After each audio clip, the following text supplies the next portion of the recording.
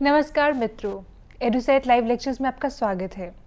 मित्रों, आप जानते हैं कि जैसे कि हमने भारतीय दर्शन में और दर्शन शास्त्र में हमने उत्तर आधुनिकता क्या है इस विषय पर एक श्रृंखला चलाई हुई है। आज उसी श्रृंखला की 7वीं कड़ी लेकर हम आपके समक्ष प्रस्तुत हैं। आज की इस कड़ी में हम बात करेंगे उत्तर आधुनिकता और फ्रांसीसी दार्शनिक डेरिडा के कंट्रीब्यूशन के बारे में। इस विषय पर चर्चा करने के लिए हमारे साथ हमारे स्टूडियो में मौजूद हैं doctor Ajay Verma. Doctor Verma associate professor हैं centre for philosophy, school of social sciences, JNU में।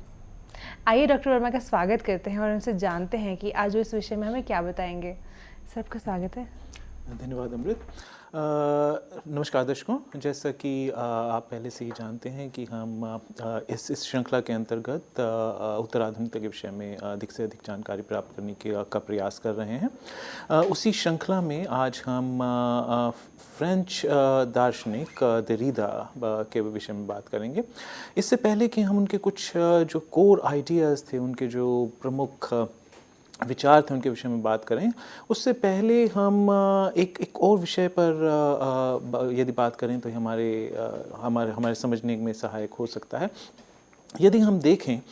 कि किस प्रकार दर्शन एक एकेडमिक डिसिप्लिन, एक अनुशासन के रूप में अन्य डिसिप्लिन से अलग है। ख़ास तौर पे अगर हम साहित्य की ओर देखें तो हम पाते हैं कि जहाँ एक ओर साहित्य में यदि किसी प्रकार की समस्या को अगर लिया जाता है, कोई भी कहानी कही जाती है, तो या कोई कविता हमारे सम्मुख प्रस्तुत होती है, तो हम उससे इस कारण से आत्मसात कर पाते हैं क्योंकि कहीं ना कहीं वह हमारे जीवन के अनुभव से किसी न किसी, चाहे कितनी भी रिमोट रूप से जुड़ी हुई होती हैं। वहीं दूसरी ओर यदि हम देखें तो लिटरेचर में कहानी कहते वक्त हमें किसी न किसी प्रकार की एक मानिए हमारे अंदर एक समझ पैदा होती है विभिन्न विषयों में। इसी कारण से हम जो कोई कहानी या कविता जो है हमारा इंटरेस्ट अपने अंदर जगा पाती है। किंतु उसके साथ ही साथ यदि हम साहित्य की विधा को देखें तो वहाँ पर यदि पहली बात तो कोई समस्याएं जो उसमें उभारी जाती हैं, जो कि उसके कथानक का हिस्सा बनती हैं, वहाँ पर जो साहित्यकार है उसका प्रयास यह नहीं होता कि हमें उस समस्या का या जो कहानी का, जो कथानक का जो प्रमुख मुद्दा है, उस पर हमें कोई वह सॉल्यूशन देता प्रतीत नहीं होता। कई बार वह उसको समस्या के रूप में प्रस्तुत भी नहीं कर रहा होता, किंतु क्योंकि हमारे जीवन अनुभवों से कहीं ना कहीं वह कहानी किसी न किसी प्रकार से जुड़ी हुई लगती है, तो हमारा इंटरेस्ट उसमें जागता है और किसी न किसी प्रकार की समझ हमारे अंदर विकसित होती है। यदि उसी ओर हम दर्शन की विधा की ओर देखें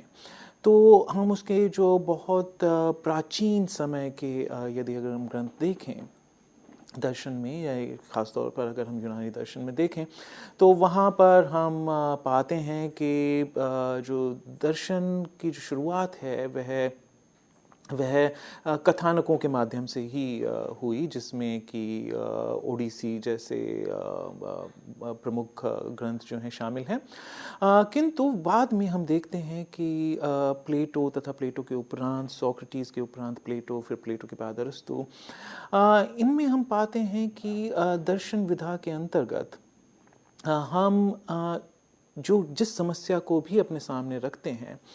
उसके विषय में हम एक निश्चित प्रकार का सल्यूशन चाहते हैं, हम एक निश्चित प्रकार का उत्तर चाहते हैं, जो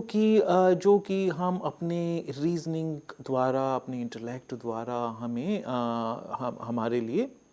हमारे लिए समझने योग्य हो। तो इस प्रकार से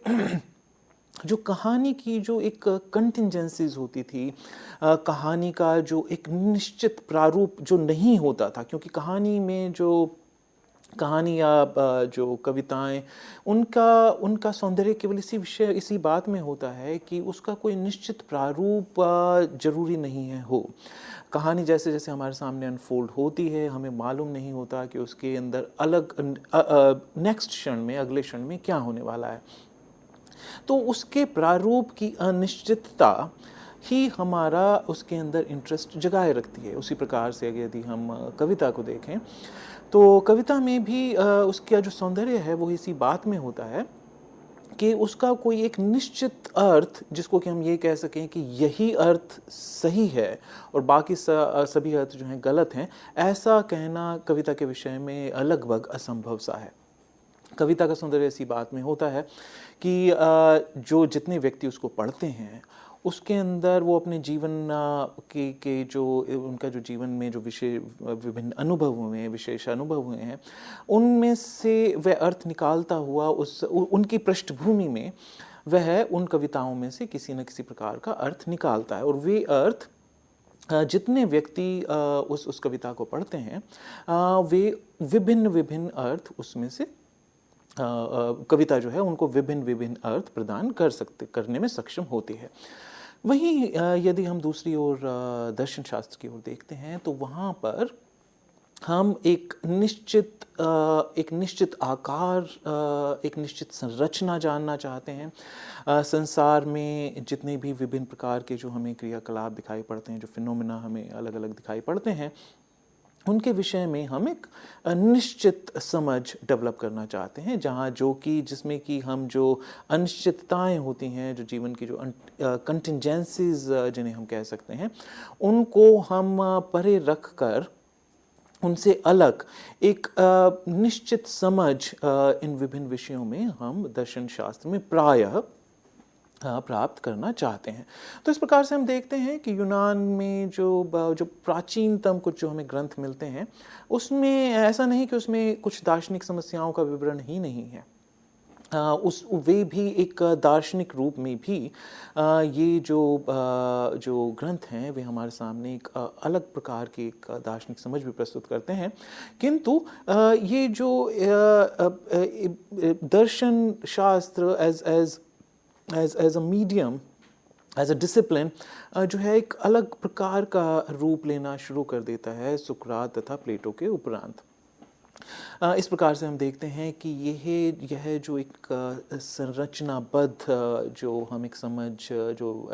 डेवलप करना चाहते हैं, यह दर्शन शास्त्र से लंबे समय तक यह जो सोच है वह जुड़ी रहती है, जिसमें कि हम यह मान सकते हैं कि आधुनिकता के बाद तक, यानी कि उत्तर आधुनिकता से पहले तक, हम दर्शन शास्त्र में इसी प्रकार की समझ के लिए हमेशा अग्रसर रहे हैं, जहाँ पर हम कंटिंजेंसीज को अवॉइड करते हुए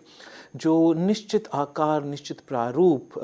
जो चाहे वह भाषा का हो, चाहे किसी भी समस्या से जुड़ा हुआ जो एक सल्यूशन हम चाहते हैं, हम चाहते हैं कि उसका एक निश्चित संरचना हो, उसका एक निश्चित प्रारूप हो, वह युक्तिबद्ध हो, वह इस प्रकार से युक्तिबद्ध हो कि अगर वह युक्ति हम किसी के सामने प्रस्तुत करें तो वह युक्ति सर्वमान्य हो, उस व्यक्ति को मान्य हो जो हमें सुन रहा है, क्योंकि वह एक संरचना के अंतर्गत हम उस अपनी जो आर्ग्यूमेंट है उसको युक्तिबद्ध करते हैं। तो इस प्रकार से उसी प्रकार से यदि हम इस विषय में अगर अपनी लैंग्वेज से जुड़ी हुई, भाषा से जुड़ी हुई अगर हम समझ को देखें, तो काफ़ी लंबे समय तक हम ये मानते आए कि भाषा जो है वह एक कम्युनिकेशन का ट्रांसपेरेंट मीडियम है। अर्थात इसका कहने का अर्थ ये है कि हम भाषा के मानों आर पार देख पाते हैं। यदि कोई विषय में कोई हमसे बात कही जाती है, तो क्योंकि हम उस भाषा को जानते हैं और उसके अंदर जो अर्थ गढ़े जा सकते हैं, उसके अंदर जो अर्थ निमित्त होते हैं, उनको हम निश्चित रूप में जान पाते हैं, क्योंकि हर एक शब्द का जो शब्द जो है अपना एक निश्चित प्रारूप लेके आता है और हर एक शब्द का एक निश्चित अर्थ होता है। और जब हम सेंटेंसेस बनाते हैं तो हमारे मन में, हमारे मनस में एक निश्चित धारणा होती है, एक निश्चित विचार होता है जिसको हम भाषा के माध्यम से प्रकट करते हैं। और यदि हम ये माने कि भाषा जो है वह एक ट्रांसपेरेंट मीडियम है, यानी कि उसके वह भाषा जो है जब हम किसी विचार को भाषाबद्ध करते हैं तो ऐसा नहीं होता कि हम हमारा जो विचार का कुछ हिस्सा उसमें बद्ध हो जाए और कुछ हिस्सा जो है उसमें आबद्ध ना हो पाए और अनएक्सप्रेस्ड, असंप्रेषित रह जाए, ऐसा हम प्रायः नहीं मानते हैं। तो बहुत लंबे समय तक हम भाषा की इसी सोच, भाषा संबंधी इसी सोच, भाषा संबंधी इसी विचार को ले करके दर्शन तथा अन्य डिसिप्लिन्स में आगे बढ़ते रहे, और हम ये मानते रहे कि भाषा जो है हमारे विचारों को कम्युनिकेट करने में, संप्रेषित करने में पूर्णतः सक्षम है। और कोई भी व्यक्ति जो कि उस भाषा में, किसी पर्टिकुलर भाषा में जिसमें वार्तालाप हो रहा है, यदि वह उस भाषा में ठीक रूप से, पूर्ण रूप से पारंगत है, तो वह व्यक्ति जो भी कहा गया है उसको पूर्ण रूप से ग्रहण कर पाएगा। अर्थात जो भी विचार जो संप्रेषित किया गया है, भाषा पूर्ण रूप से उसको आबद्ध करने में सक्षम है, तथा जब वह विचार किसी अन्य व्यक्ति के विषय के सामने प्रस्तुत होता है, उसी प्रकार वह व्यक्ति भी उस विचार को अपनी संपूर्णता में भाषा द्वारा सक्षम होता है। तो इस प्रकार से बहुत लंबे समय तक हम इस विचार के साथ ही आगे बढ़े कि भाषा में किसी भी प्रकार के विचारों को हम पूर्ण रूप से संप्रेषित कर सकते हैं तथा पूर्ण रूप से समझ सकते हैं, और जो ये संसार जो या किसी भी प्रकार की जो समस्या है जिसके विषय में हम सोल्यूशन पाना चाहते हैं, अपनी समझ को हम पूर्ण रूप से उसका प्रस्तुतिकरण करना हमेशा हमारे लिए संभव रहता है। तो इस प्रकार से यदि हमें यहाँ पर ये इन दो बातों को अच्छे से जान लेना आवश्यक है कि पहली बात कि दर्शन में हम अधिकतर समय ये मानते आए हैं कि हम ऐसे सॉल्यूशंस, ऐसे विचारों के पीछे भागते रहे हैं जो कि एक संरचना में बद्ध हों, जो कि जिनके एक निश्चित संरचना हो, जिनके एक निश्चित आकार हो, जिनको एक निश्चित रूप से भाषाबद्ध करा जा सके और उनको पूर्ण रूप से समझा जा सके। और इसी के साथ जुड़ा हुआ जो विचार था वह यह था कि भाषा जो है पूर्ण रूप से सक्षम है हमारे विचारों को संप्रेषित करने में, तथा हम भी पूर्ण रूप से सक्षम हैं उन संप्रेषित विचारों को अपनी संपूर्णता में समझने के लिए। तो इस प्रकार से हम ये देखते हैं कि हम इस भाषा के इस जुड़े हुए इस विचार के से काफ़ी आगे चलते रहे, किंतु आगे चल कर के कुछ दार्शनिकों ने जो एनालिटिक फिलॉसफी या विश्लेषणवादी दर्शन शास्त्र से जुड़े रहे, जिनमें बर्ट्रैंड रसल और अर्ली विटगेनस्टाइन, ए.जे. एयर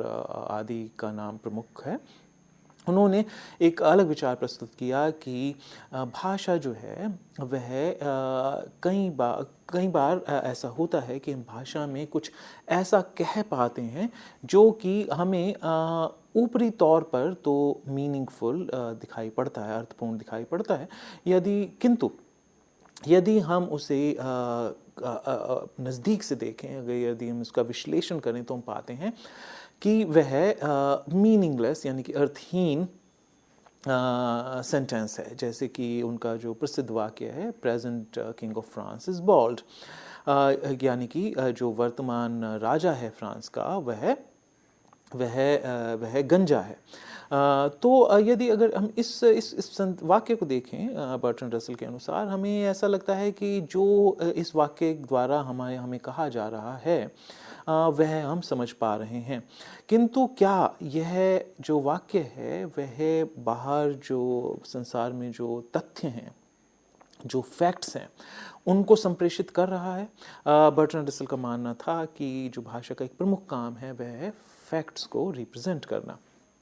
तो क्या यहाँ पर जो ये सेंटेंस है, हालांकि ये हमें मीनिंगफुल दिखाई पड़ता है, अर्थपूर्ण दिखाई पड़ता है, लेकिन क्या ये है फैक्ट्स को रिप्रेजेंट कर रहा है? यदि हम इसका विश्लेषण करके देखें तो हम पाते हैं कि present king of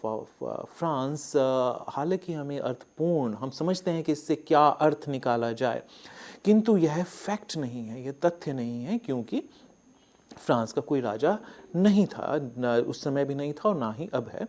Bertrand Russell के समय में भी नहीं था। तो इस प्रकार से यदि हम इसका विश्लेषण करें तो हम पाते हैं कि यह सेंटेंस, यह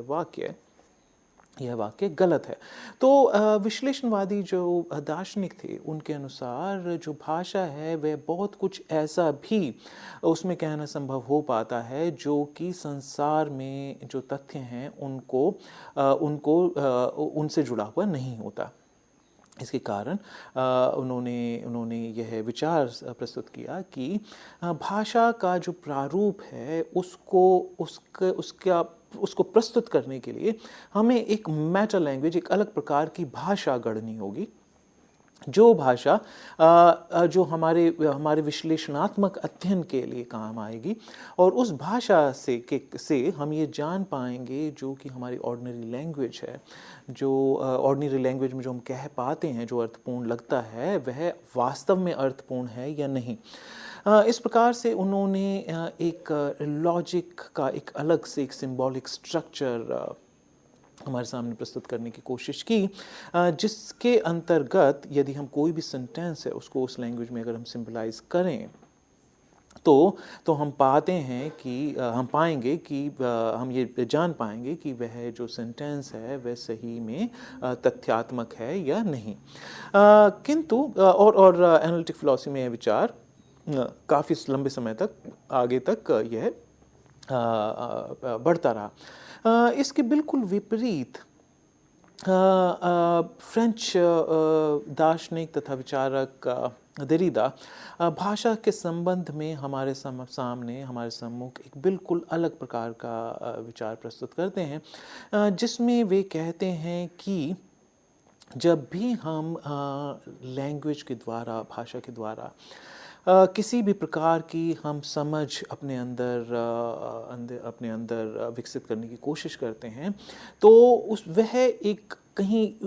केंद्र के इर्द गिर्द ही उसका ताना बाना हम बुनते हैं। इसको हम इस प्रकार से समझ सकते हैं कि जैसे कि मान लीजिए कि भाषा में एक संरचना होनी चाहिए, यह विचार ही हम अपने स्वयं में अगर देखें तो हम इसको एक आग्रह के साथ, एक पूर्वाग्रह के साथ लंबे समय तक मानते आए हैं कि यदि जो भी हम कह रहे हैं अगर उसका निश्चित आकार नहीं है तो वह जो कथ्य है वह अर्थहीन हो जाएगा। ये हमारा पूर्वाग्रह हमेशा से चलता रहा। दरिदा के विचारों के अंतर्गत यह पूर्वाग्रह ही जो है वह बहुत से जो अन्य अर्थ किसी वाक्य में प्रस्तुत हो सकते हैं उनको मानो नकारता है। अर्थात जो भी भाषा में कहा जाता है, भाषा के द्वारा हम जो भी बातें सम्मुख रखते हैं, उसका विस्तार बहुत अधिक होता है। और कहने का अर्थ ये है कि उसमें से विभिन्न प्रकार के बहुत से अर्थ निकाले जा सकते हैं, और जब भी हम उसमें जो निहित अर्थ है उसको एक संरचनाबद्ध करके उसकी प्रस्तुति करने की कोशिश करते हैं, तो वह प्रस्तुतिकरण और वह संरचनाबद्ध करने का जो कार्य है वह है जो दूसरे प्रकार के जो विभिन्न पॉसिबल इंटरप्रिटेशंस हैं, जो दूसरे प्रकार के जो संप्रेषण उस कथानक के जो संभव हैं, उनको हम दरकिनार करते हुए, उनको मार्जिनलाइज करते हुए हम उस अर्थ को पहले संरचनाबद्ध करते हैं और फिर उसका प्रस्तुतिकरण करते हैं। इसको हम यदि कुछ उदाहरणों से समझें तो शायद हमारे लिए दरिदा क्या कहना चाह रहे हैं इसका यह जानना हमारे लिए थोड़ा ज़्यादा सरल हो जाए। इसके विषय में से उदाहरण दिए जा सकते हैं। जैसे कि यदि हम फिल्म्स के बारे में बात करें, तो फिल्म्स में एक मेल जो है, जो पुरुष अगर कोई किसी फिल्म को देख रहा है, तो वह उसके अंदर कुछ अलग प्रकार के जो विषय हैं, उसके अंदर एक अलग प्रकार की संरचना देखेगा। वह जो देखेगा कि किस प्रकार से जो फिल्म का जो प्रमुख जो कैरेक्टर है, उसमें जो हीरो है, वह किस प्रकार से मानो यदि वह कोई एक्शन फिल्म है तो वो ये देखना चाहेगा कि किस प्रकार से वह कुछ घटनाओं का बदला ले रहा है, वह कितना जो हीरो है वह कितना वीर है, कितना वह लड़ाई में करने में कितना सक्षम है, वगैरह वगैरह। और वह जो है जो उसके जो उस फिल्म में जो महिला कैरेक्टर्स हैं, जो महिला एक्टर्स हैं, उनके विषय में, उनके रोल के विषय में, उनके पात्र के विषय में वह काफ़ी हद तक यह संभव है कि वह उनके विषय में ज़्यादा ध्यान नहीं देगा। उसी फिल्म को यदि कोई महिला देखने जाए, तो वह उसके अंदर विभिन्न अलग प्रकार के मुद्दों को देखेगी। हो सकता है वह ये देखे कि किस प्रकार से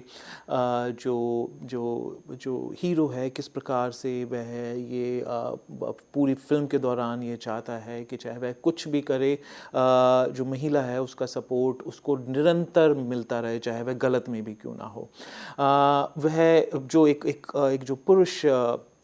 दर्शक है, वह इन विषयों को नहीं देखेगा कि ऐसा क्यों होना चाहिए, जबकि महिला दर्शक जो है इसको एक क्रिटिकल, एक आलोचनात्मक तरीके से देख सकती है, क्योंकि वह उन अनुभवों से हो सकता है गुजर चुकी हो, और उसे ये पता होगा कि इस प्रकार की व्यक्ति के, किसी पुरुष के केवल वीरता में ही उसका पूरा जो सम्मान है केवल उसकी वीरता में ही निहित नहीं हो सकता। और भी बहुत से अन्य कारण हो सकते हैं जिसके कारण किसी व्यक्ति को हम हीरो का दर्जा दें। तो इस प्रकार से यदि हम देखें तो एक ही फिल्म को देखने के, एक ही कहानी को पढ़ने के, एक ही कहानी को देखने के विभिन्न आयाम हो सकते हैं। और यदि हम एक दर्शक के रूप में जो उस कहानी का जो उसकी जो एक कहानी की एक समझ प्रस्तुत अपने अंदर करते हैं, अपने अंदर विकसित करते हैं, और यदि हम उसके विषय में लिखते हैं, तो जब हम उस कहानी की आलोचना प्रस्तुत करते हैं, तो हमारे जो पूर्वाग्रह हैं, हम उसकी पृष्ठभूमि में उस कहानी के विषय में अपनी एक समझ प्रस्तुत करते हैं, किंतु हम उस समझ को प्रायः इस प्रकार से सामने रखते हैं कि मानिए वह ही ठीक समझ है, जो वह अंडरस्टैंडिंग है, वही understanding actually as a matter of fact, तथ्यात्मक रूप से उस कहानी में प्रस्तुत की गई है। किंतु दरीदा इसके बिल्कुल विपरीत, और यही अमूमन जो इसी प्रकार का जो समझने का एक जो मान्यता थी, वह हम दर्शन शास्त्र के इतिहास में हम उसको मान्यता देते आए हैं। किंतु दरीदा जो है इसी प्रकार की जो एक समझ की व्यवस्था है दर्शन शास्त्र में, और चाहे किसी भी अन्य डिसिप्लिन्स में, उसको चुनौती देते हैं। वे कहते हैं कि किसी भी प्रकार की जो हम समझ अपने अंदर जब विकसित करते हैं, उस समय हम सबसे पहले उसका एक केंद्र स्थापित करते हैं। वह केंद्र हो सकता है, जैसे कि मानिए इस फिल्म के उदाहरण में मान लीजिए कि वह मैस्कुलिनिटी, पौरुषता हो सकता है। हम अपनी कहानी की समझ का जो पूरा ताना बाना है, वह उसके केंद्र में पौरुषता को रखकर ही हम उस कहानी की एक समझ पैदा करें। तो उस प्रकार की जो आलोचना होगी, उस प्रकार की जो समझ होगी, वह बिल्कुल ही विभिन्न प्रकार की होगी। वहीं दूसरी ओर कोई जो अन्य कैरेक्टर है वह, या मान ही लीजिए कि कोई बच्चा जो कोमल हृदय का है, वह उस फिल्म को बहुत ही अलग तरीके से देखेगा। वह जो एक कथानक गढ़ेगा उसमें होगा, वह उसके उसके उसके सेंटर में, उसके केंद्र में काफ़ी इस बात की संभावना है कि उसके केंद्र में वह देखेगा, वह देख रखेगा इनोसेंस, वह रखेगा अहिंसा, और इस प्रकार की जो कि जो मूल्य हैं उनको केंद्र में रख कर ही वह उस फिल्म के कथानक को, उस फिल्म के विषय में अपने अंदर एक समझ पैदा करेगा। वहीं जो यदि कोई महिला उस फिल्म को देख रही है, तो वह अपनी समझ के केंद्र में सबसे पहले जो कुछ अन्य मूल्य हो सकते हैं जिनको वह केंद्र में रखे, और उस किसी अन्य मूल्य को केंद्र में रख करके वह एक अलग प्रकार की समझ उत्पन्न कर सकती है। तो इस प्रकार से दरीदा का यह विचार है कि कोई भी जब विचार हमारे सामने भाषा में प्रस्तुत होता है, किसी कहानी द्वारा, किसी भी आर्ट फॉर्म द्वारा,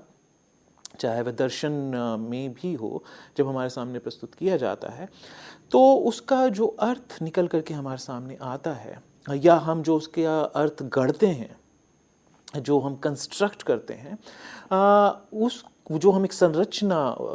बद्ध जो एक समझ अपने अंदर एक तैयार करने की कोशिश करते हैं, उसका सबसे पहले हम कहीं ना कहीं एक सेंटर गढ़ते हैं। और जब हम उसका एक सेंटर बनाते हैं, तब वह सेंटर जो है वह किसी न किसी प्रकार की अन्य समझ की विस्थापना पर ही उसकी नींव रखी जाती है। जैसे कि यदि मैं अपनी जो समझ है उसको पौरुषता का केंद्र बना करके यदि उसको अपनी एक समझ डेवलप करूं, तो उसका अर्थ ये होगा कि अहिंसा, महिला या नारी होने से जुड़े हुए जो मूल्य हैं, उन मूल्यों की विस्थापना करके मैं जो है अपने विचार का सबसे पहले केंद्रीकरण करता हूं, उसको सेंटर में रखता हूं, और फिर एक अलग प्रकार की उससे जो जुड़ी हुई जो सोच है वह अपने सामने बनाता हूं। तो दरीदा जो है वह ये विचार हमारे सामने प्रस्तुत करते हैं कि जब कोई जो दर्शन शास्त्र में हम बहुत लंबे समय तक हम इस विचार के साथ हम काम करते रहे हैं कि प्रत्येक कथानक में, प्रत्येक स्टोरी में, प्रत्येक विचार में एक निश्चित सोच होती है, संरचनाबद्ध सोच होती है, और जो यदि हम उस संरचना को समझ जाएं तो हम सही मायनों में ये कह सकते हैं कि हमने उस बात को समझा, और वह जो हमारी समझ होगी वह निश्चित रूप से या तो गलत होगी या सही होगी। उसके अंदर कोई हम जिसको हम कह सकते हैं कि हम शेड्स ऑफ ग्रे हम जनरली उसके अंदर मानने को प्राय तैयार नहीं होते हैं। वहीं दूसरी ओर दरीदा इस और हमारा ध्यान आकर्षित करना चाहते हैं कि जब भी हम किसी सोच को सही सोच या किसी भी समझ को सही समझ बता करके उसको सामने रखते हैं, तो वह जो सोच जो है उसका सही या गलत होना मानो कोई मुद्दा ही नहीं है। केवल हमें इतना जानना भर चाहिए कि जो इसमें से अर्थ निकल करके आ रहा है या जो संप्रेषित किया जा रहा है किसी व्यक्ति द्वारा, वह किसी केंद्र पर, किसी सोच के केंद्रीयकरण पर आधारित है। और जब भी हम किसी पर्टिकुलर सोच का केंद्रीयकरण करते हैं, तो वह केंद्रीयकरण कुछ अन्य जो संभावित जो संप्रेषण हो सकते थे, जो अलग प्रकार की जो सोच डेवलप हो सकती थी, अलग प्रकार के मूल्यों पर आधारित जो सोच हो सकती थी, उसकी विस्थापना करते हुए ही हम कुछ जो अन्य जो मूल्य हैं उनको केंद्र में रख करके एक नई प्रकार की जो समझ है उसको गढ़ने का प्रयत्न करते हैं, जिसको कि हम एक सही समझ के रूप में हमारे सामने प्रस्तुत करते हैं। तो दर्शकों, इस विषय में हम अपनी चर्चा ब्रेक के बारे में जारी रखेंगे। धन्यवाद।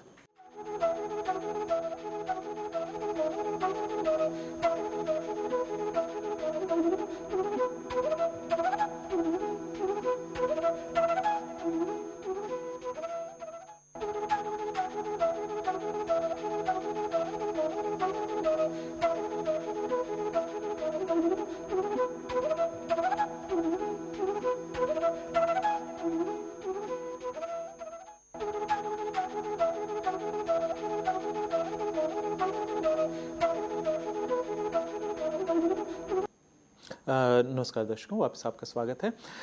तो हम दरीदा के विषय में की चर्चा करते हुए हमने अब तक यह जाना कि किस प्रकार से दरीदा के अनुसार जब भी हम किसी टेक्स्ट को, किसी लेख को जब हम पढ़ते हैं, किसी भी कहानी को यदि हम पढ़ते हैं, तो उसके अंदर जो निश्चित अर्थ हमें संप्रेषित होता हुआ प्रतीत होता है, वह संप्रेषण या वह जो समझ है, वह मानो उसका एक अमुक तरीके से कंस्ट्रक्ट की गई होती है, वह एक अमुक प्रकार से निर्मित की जाती है, जिसका कहीं ना कहीं एक केंद्र होता है, जिसके इर्द गिर्द उसको हम कंस्ट्रक्ट करते हैं, हम उसका निर्माण करते हैं। वहीं दूसरी ओर दरीदा के अनुसार यदि हम किसी भी समझ को देखें जिसको कि हम सही मान रहे हैं, तो हम पाते हैं कि वह समझ कुछ दूसरे प्रकार की जो संभावित जो हमारी समझ हो सकती है उसी विषय में, उसकी विस्थापना पर ही उसकी नींव रखी जाती है। दरीदा अपने इस विचार को कहते हैं डीकंस्ट्रक्शन का नाम देते हैं, डीकंस्ट्रक्शन की संज्ञा देते हैं। डीकंस्ट्रक्शन से अर्थ यह है कि सर्वप्रथम हमें यह जानना आवश्यक है कि कोई भी जो विचार है, कोई भी जो दार्शनिक विचार है या किसी भी प्रकार की जो समझ है, वह पूर्ण रूप से सही या गलत नहीं होती है, और ना ही हमें यह जानना हमारे लिए आवश्यक है कि वह सही है या गलत है।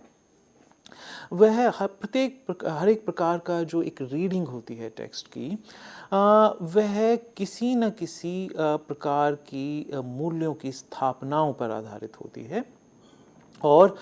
उस स्थापनाओं के दौरान कुछ अन्य जो मूल्य होते हैं, उनकी विस्थापनाएं उनकी कुछ मूल्यों की स्थापना में ही कुछ अन्य मूल्यों का जो विस्थापन होता है, वह निहित है। तो दरीदा जो है वह ये मानते हैं कि किसी भी प्रकार के विचार को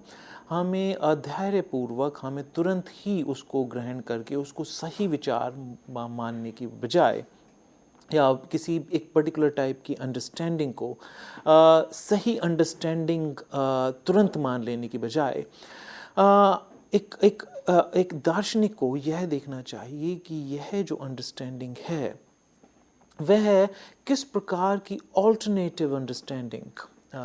को विस्थापित करती है, को मार्जिनलाइज करती है। इस विषय में दरीदा ये भी कहते हैं कि कभी भी जो एक अर्थ हमारे सामने प्रस्तुत होता है, वह सेल्फ रिफरेंशियल नहीं होता, वह स्वयं संप्रेषित नहीं होता, बल्कि हम उसका जो संप्रेषण होता है, वह उसके बाइनरी अपोजिट, उससे जो उसका जो बिल्कुल अपोजिट है, जो उसका बिल्कुल जो अन्य है, उसकी समझ से ही हम, जैसे कि यदि हम वाइट कलर के विषय में बात करें, तो जब तक हमें किसी नॉन वाइट वस्तु के विषय में नहीं पता होगा, तो हम वाइट का भी अर्थ, सफ़ेद शब्द से क्या अर्थ निकाला जाए, ये हमारे लिए समझना मुश्किल होगा। यदि इसी प्रकार से कोई भी जो भाषा के जो विभिन्न शब्द हैं, वे अपने आप को अर्थपूर्ण सेल्फ रिफरेंशियलिटी के कारण नहीं बनाते हैं, हालांकि हमें ऐसा प्रतीत हो सकता है। हमें मानो लगता है कि हम सफ़ेद शब्द का हम अर्थ हमें हमेशा से ही मालूम रहा है, और यह मानो अपना जो अर्थ है वह स्वयं द्वारा ही, बिना किसी अन्य सहायता के मानो संप्रेषित करने में सक्षम है। किंतु दरीदा इस बात को नकारते हैं। वे कहते हैं कि प्रत्येक जो शब्द है उसका अर्थ हम तभी सही मायनों में जान पाते हैं जबकि हम उसके ऑपोजिट का अर्थ भी हम जानते हों। अर्थात यदि हम लाइट का जैसा शब्द, प्रकाश जैसा शब्द हमारे लिए तभी संभव हो पाता है यदि हमने अंधेरे को देखा हो, यदि कोई ये यदि मानिए कि हमारा जीवन कुछ इस प्रकार का होता कि अंधेरा उसके अंदर कभी सम्मिलित ही नहीं होता, तो शायद हमें प्रकाश नामक शब्द की शायद आवश्यकता भी नहीं पड़ती। तो इस प्रकार से उनका मानना ये है, दरिदा का मानना यह है कि कोई भी जो शब्द है वह अपना अर्थ जो उसके जो परस्पर अंतर है उस शब्द का, वह किस प्रकार से अन्य शब्दों से भिन्न है, उसका अर्थ किस प्रकार से अन्य शब्दों के अर्थ से भिन्न है, उस अंतर के माध्यम से ही वह अपने शब्द के अर्थ को प्रस्तुत कर पाता है। भाषा जो है स्वयं में ही, भाषा के अंदर जो शब्द हैं वे अपना अर्थ स्वयं लिए हुए ही नहीं हमारे सामने आते। ऐसा नहीं है कि वे सीधा सीधा अपना एक अर्थ लिए हुए हमारे सामने प्रस्तुत होते हों, अपने आप को रिप्रेजेंट करते हों और वह अर्थ जो है तुरंत ही हमारे द्वारा ग्रहण कर लिया जाता हो। इसके बिल्कुल उलट सेंटेंसेस में, किसी वाक्य में जितने भी शब्द होते हैं, क्योंकि हम उसका जो अन्य है उसको हम जानते हैं, उसको कंट्रास्ट करते हुए ही हम कोई जो एक अर्थ है अपने लिए गढ़ पाते हैं। हालांकि यह प्रक्रिया ऑफ कोर्स इतनी तेज होती है कि हम शायद इस बारे में अवेयर ना हों,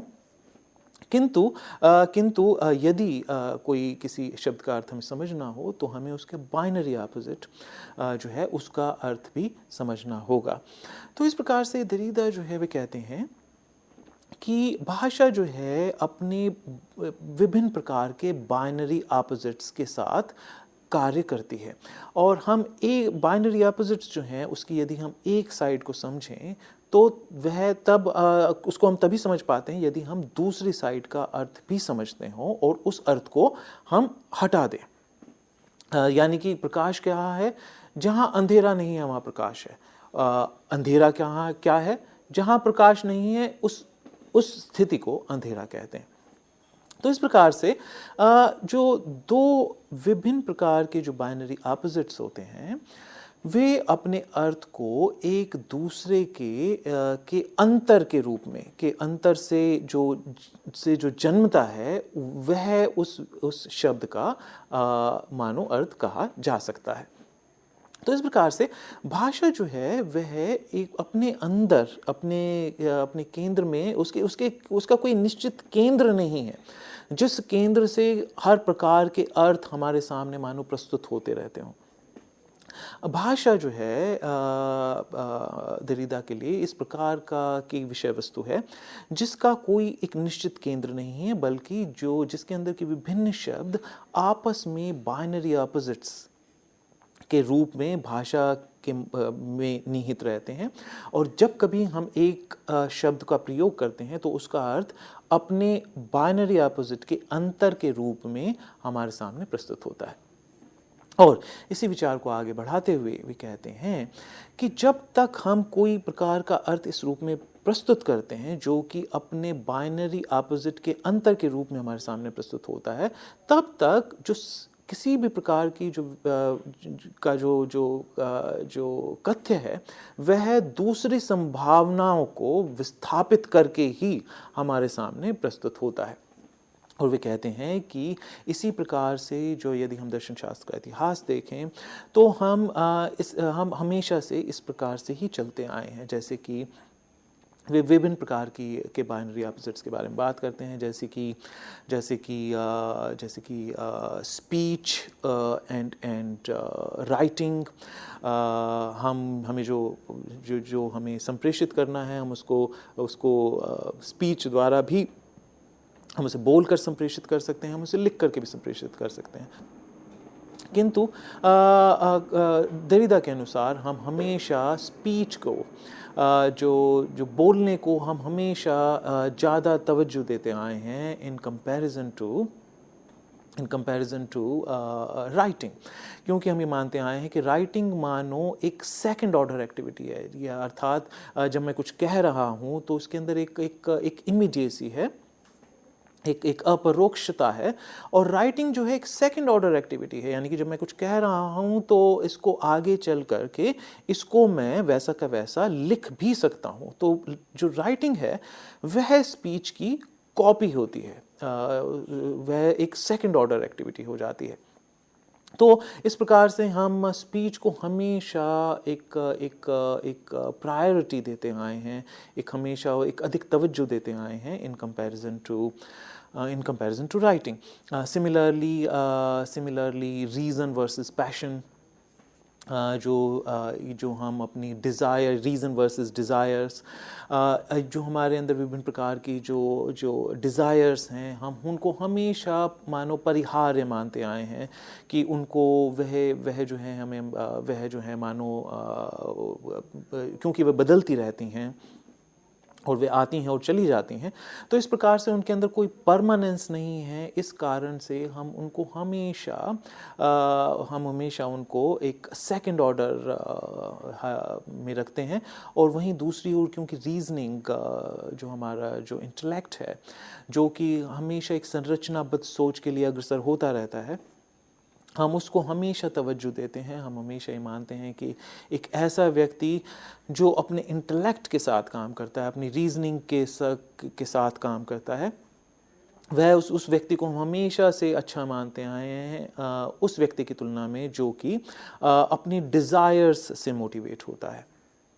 तो इस प्रकार से विभिन्न प्रकार की जो इस प्रकार की जो बाइनरीज हैं, जिसके अंदर की मैस्कुलिन वर्सेस फेमिनिटी, ये भी प्रमुख रूप से हम मान सकते हैं. बहुत लंबे समय से हम हमेशा से जो कहानी कहते आए हैं, या इतिहास में भी हम देखें तो हम राजाओं की कहानी कहते आए हैं. यदि हम यूनान में भी देखें तो उनका जो कुछ प्राचीनतम ग्रंथों में से जो एक ओडिसियस है, वह उस ओडिसी जो नामक जो ग्रंथ है, उसका जो प्रमुख पात्र है वह है ओडिसियस या यूलिसिस.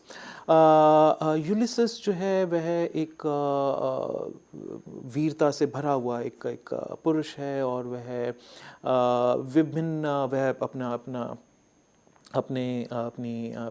पत्नी तथा अन्यों को छोड़कर वह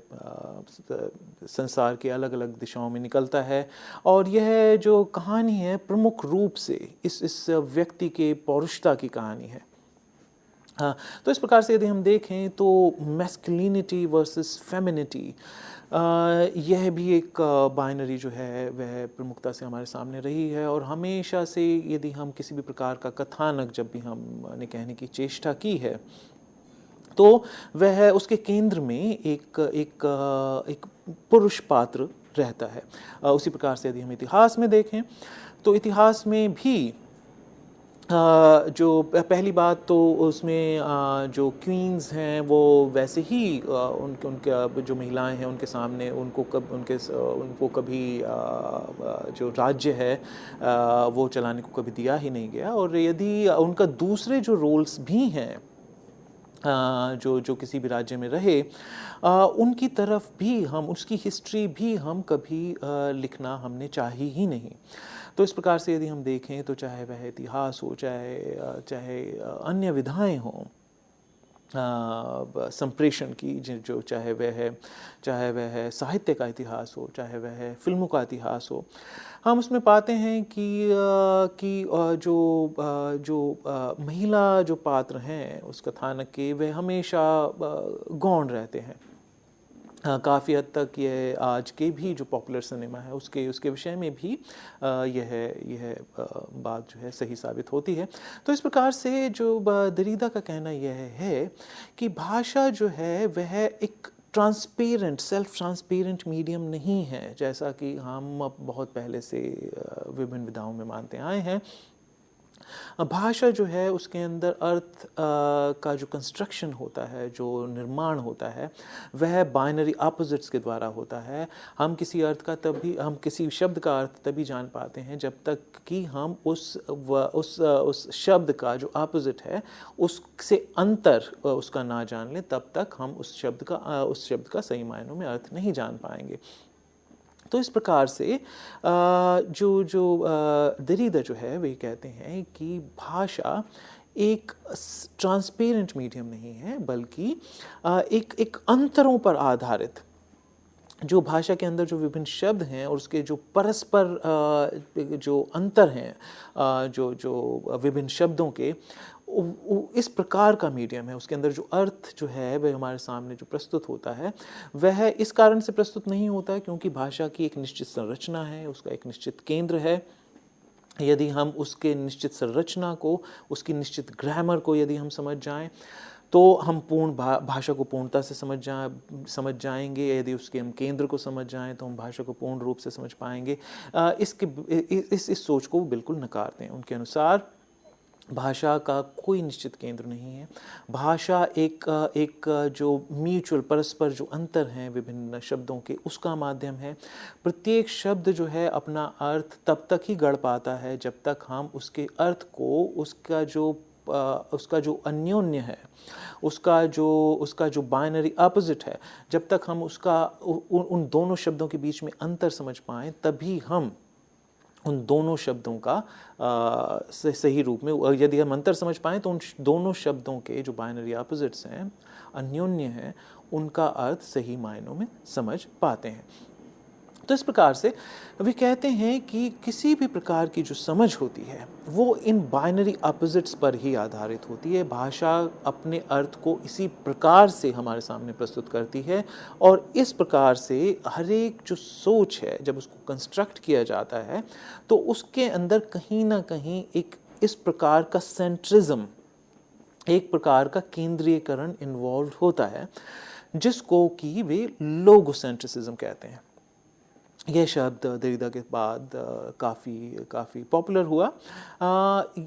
और इस शब्द लोगोसेंट्रिसिज्म का अर्थ केवल इतना ही है कि जो विभिन्न प्रकार के जो हमारी समझ होती हैं वो किसी न किसी केंद्र के इर्द गिर्द ही बुनी जाती हैं। उसके बीच में कहीं ना कहीं एक लोगोस होता है, उसके सेंटर में कहीं ना कहीं एक लोगोस होता है। लोगोस अर्थात लोगोस, हालांकि यह एक ग्रीक वर्ड है जिसका विभिन्न प्रकार से अर्थ किया जाता है, जिसका अर्थ माइंड से भी किया जा सकता है, जिसका अर्थ शब्द से भी किया जा सकता है, या जिसका अर्थ समझ से भी किया जा सकता है। सॉरी। तो इस प्रकार कोई भी जो सोच हम स्थापित करते हैं उसका कहीं ना कहीं एक सेंटर होता है, जिसमें हम एक लोगोस की स्थापना करते हैं और उसके इर्द गिर्द ही हम अपनी समझ का ताना बाना बुनते हैं। सॉरी। तो अब यह जानने के बाद हमारे मन में विभिन्न प्रकार के अन्य प्रश्न भी उठ सकते हैं। क्या हम यह माने, यदि दरिदा इस प्रकार का विचार प्रस्तुत करते हैं तो क्या हम यह माने कि वह एक निहिलिज्म की ओर हमें अग्रसर कर रहे हैं? क्या वह यह कहना चाह रहे हैं कि कोई किसी विषय में हमें एक सोच बनानी ही नहीं चाहिए, या जितनी भी प्रकार की जो किसी विषय में जो एक स्थापनाएं की जा सकती हैं, क्या हम ये मान के चलें कि वो स्थापनाएं हमेशा ही गलत होती हैं? क्या इस विषय में ये माना जाए? इस विषय में यदि हम कहें तो दरिदा को शायद एक निहिलिस्ट की संज्ञा देना शायद सही नहीं होगा। दरिदा ये नहीं कह रहे हैं कि कोई भी समझ या किसी भी प्रकार के जो संप्रेषण हैं वे सभी के सभी गलत होते हैं, ऐसा वे नहीं कह रहे हैं। वे केवल इतना इस विषय की ओर हमारा ध्यान आकर्षित कर रहे हैं कि जितने भी प्रकार के संप्रेषण होते हैं, किसी भी प्रकार की जो समझ हम अपने अंदर पैदा करते हैं, विकसित करते हैं, वह समझ केवल किसी न किसी केंद्र पर आधारित होती है। और यदि हम उस केंद्र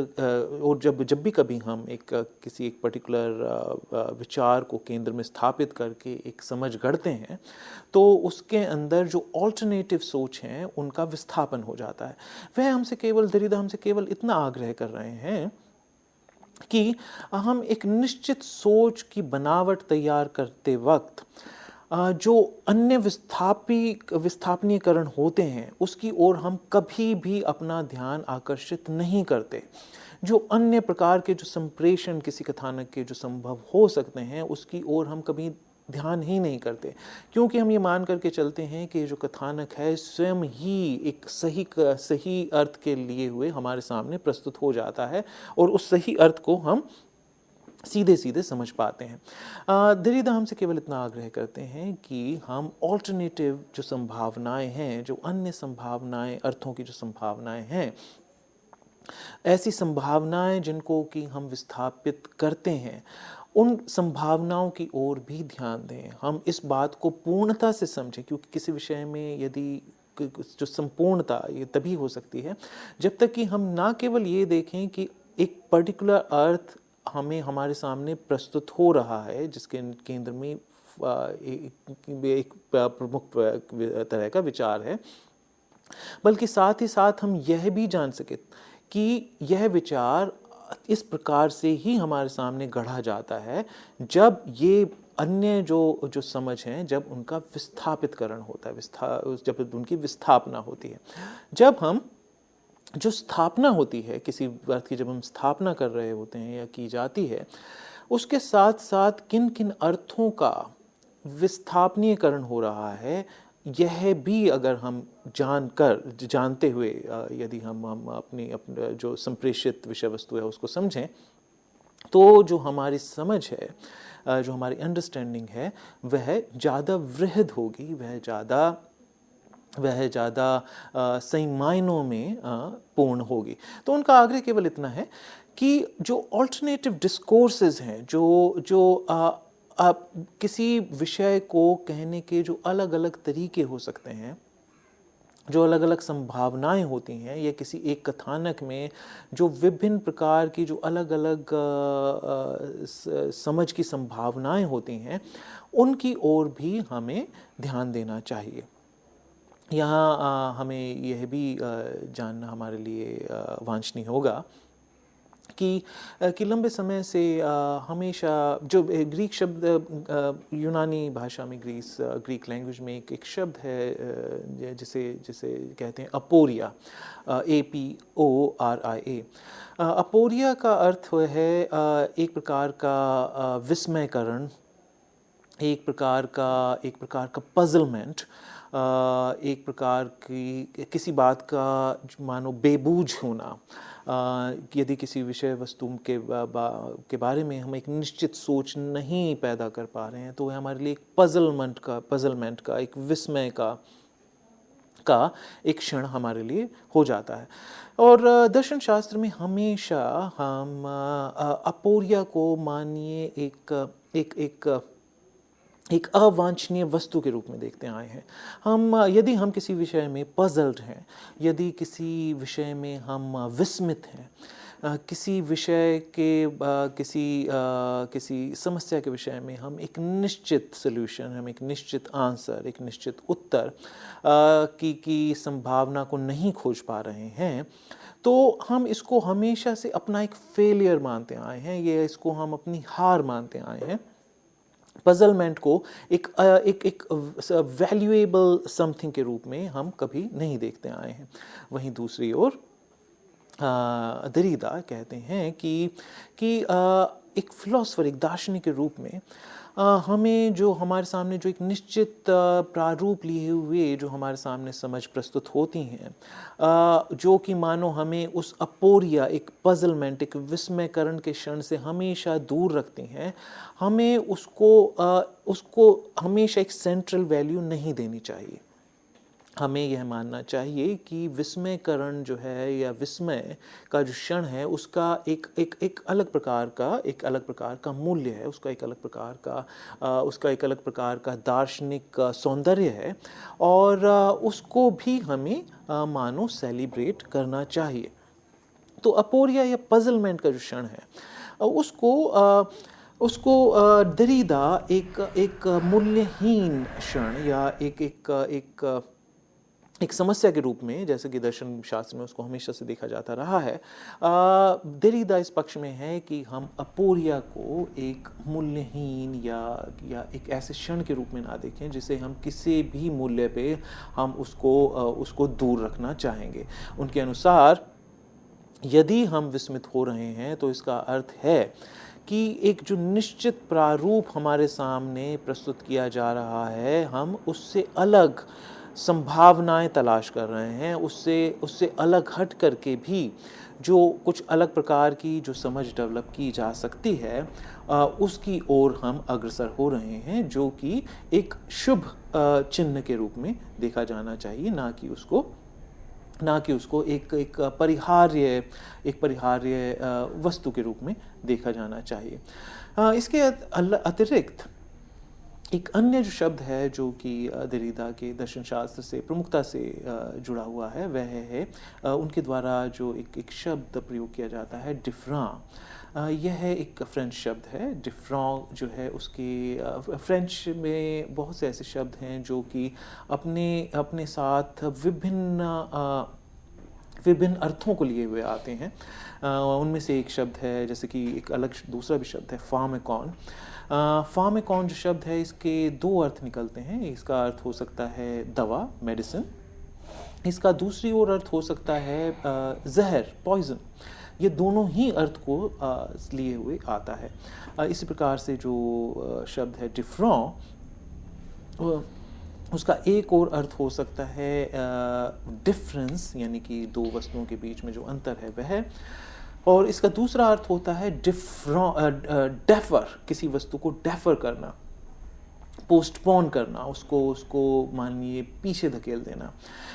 इस शब्द से डिफरें के आधार पर देरिदा हमारे सामने एक अन्य विचार प्रस्तुत करना चाहते हैं। वे कहते हैं जो भाषा है, क्योंकि वह विभिन्न जो शब्द हैं वह उनके परस्पर अंतर द्वारा वह अपने जो अर्थ है हमारे सामने प्रस्तुत करती है। इसी कारण से जो शब्दों का अर्थ है वह इस सिस्टम ऑफ डिफरेंस, जिसे वो डिफरें कहते हैं, उसके द्वारा हमारे सामने प्रस्तुत होता है। इसका अर्थ यह है कि जो शब्दों के अर्थ हैं, क्योंकि वे डिफरेंस पर आधारित होते हैं, तो वे कभी भी पूर्ण रूप से उनकी स्थापना करना संभव ही नहीं हो सकता। यानी कि पूर्णता के साथ हम किसी दार्शनिक विचार की स्थापना कर दें, ऐसा संभव ही नहीं है भाषा में, क्योंकि भाषा में जो अर्थ है वह डेफर होता चला जाता है, क्योंकि वह डिफरेंसेस पर आधारित है। जैसे कि इसका अगर हम एक उदाहरण लें तो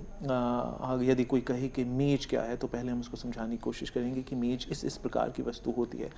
यानी कि वह एक फर्नीचर का प्रकार है। तो फिर दूसरा व्यक्ति कहेगा फिर हम कुर्सी को मेज क्यों नहीं कहते। फिर आप समझाएंगे कि नहीं, कुर्सी जो है वह कुर्सी और मेज के बीच में अंतर होता है। कुर्सी के पे हम बैठ ही सकते हैं, मेज पर नहीं बैठ सकते। तो फिर दूसरा व्यक्ति जो ये कह सकता है, इसका अर्थ ये है कि जिस वस्तु पर हम बैठ नहीं सकते वह मेज होगी। इस प्रकार से हम ये जो वस्तुओं का अंतर समझाना, यह कोई एक निश्चित कालीन वस्तु नहीं है। इन अर्थों में किसी भी शब्द का जो अर्थ है वह अनिश्चित रूप से आगे बढ़ता ही चला जाता है। तो इस प्रकार से देरिदा के अनुसार, देरिदा भाषा के विषय में हमारे सामने एक बहुत अलग प्रकार की सोच प्रस्तुत करते हैं, जो कि डिफरें पे आधारित है, जिसके अंतर्गत कि वे कहना चाहते हैं कि भाषा में किसी भी शब्द का अर्थ हम परस्पर अंतर, जो उनके विषय, जो विभिन्न शब्दों में जो अन्योन्य अंतर होते हैं, उन पर आधारित होता है। और इस कारण से कोई भी निश्चित अर्थ हम किसी भी विषय में स्थापित नहीं कर सकते, क्योंकि वह जो उसका जो अर्थ है उसकी स्थापना अनिश्चित काल तक होती रह सकती है, जैसा कि अभी हमने कुछ उदाहरणों के माध्यम से देखा। तो दर्शकों, आज हमारे पास इतना ही समय है। आज हमने देरिदा के विषय में उनके जो विचार हैं उत्तराधुनिकता से जुड़े हुए, उनके विषय में जाना। धन्यवाद। मित्रों, समय की कमी के चलते हमें अपनी परिचर्चा यहीं रोकनी होगी। हमें आशा है कि हमारी आज की इस परिचर्चा से आप काफ़ी लाभान्वित हुए होंगे। इसी बात पर हम डॉक्टर वर्मा का भी धन्यवाद देना चाहेंगे कि वो यहाँ आए और उन्होंने हमें अपना अमूल्य समय दिया। मित्रों, इसी बात पर हमें आज्ञा दीजिए। धन्यवाद।